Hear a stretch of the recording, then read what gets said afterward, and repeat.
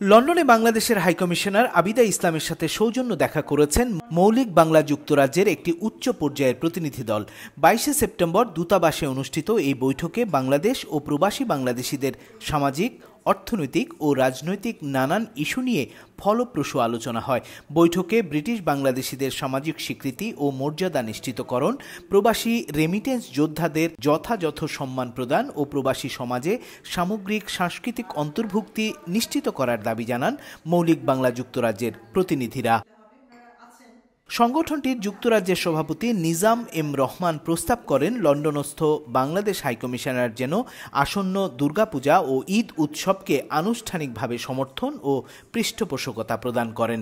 তিনি জোর দিয়ে বলেন, যুক্তরাজ্যে বসবাসরত হিন্দু সম্প্রদায়ের বাংলাদেশি বংশোদ্ভূত নাগরিকরা যাতে কখনো নিজেদের বঞ্চিত বা বহিরাগত না মনে করেন সেটি নিশ্চিত করা প্রয়োজন। একটা লম্বা মিটিং হয়েছে, খুব ভালো, অনেক সময় দিচ্ছেন উনি। যারা ব্রিটিশ বাংলাদেশি আছি এবং বাংলাদেশি যারা ব্রিটেনে আছেন সবার সমস্যাগুলো নিয়ে আমরা কথাবার্তা হয়েছে এবং আগামী দিনে আমরা কিভাবে কমিউনিটির সাথে মিলে কাজ করতে পারি এবং আমাদের দলে যে কোনো সাহায্য করতে পারে এটা নিয়ে আমরা আজকে একটা মিটিং ছিল, খুব সাকসেসফুল মিটিং হয়েছে।